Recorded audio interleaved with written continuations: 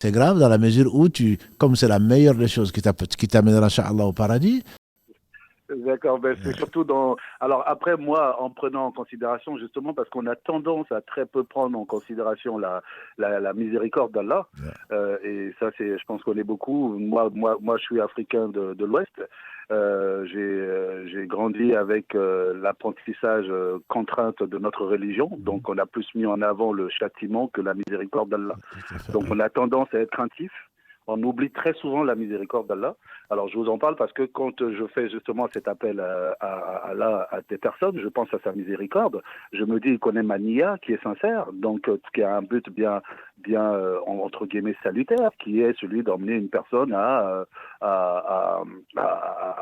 marcher dans son sentier.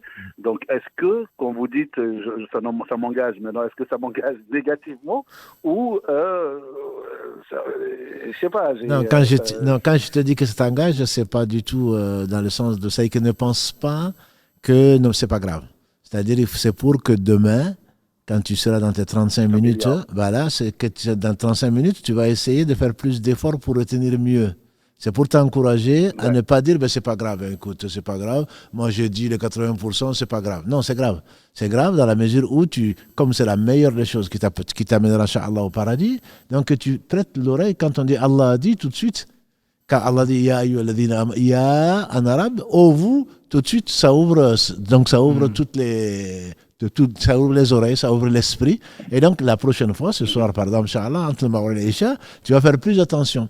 Et c'est ce que je veux dire. Mais il est évident que Allah, subhanahu wa ta'ala, le miséricordieux, le plus miséricordieux des miséricordieux, ne nous en veut pas si on a oublié, si on s'est trompé ou si on a été contraint. Donc, il n'y a absolument pas à désespérer, pas du tout. Ce que je veux simplement dire, c'est que il faut faire attention à ce que l'on dit. Ce n'est pas comme tu as dit en Afrique de l'Ouest ou ailleurs, hein, on répète des choses, on ne sait pas d'où ça vient. Là, tu as entendu, il y a une source, si tu as compris cela, et donc tu peux le répéter. Simplement, si tu doutes, mieux vaut dire, il y aura ceci par exemple. Au paradis, il y a cela.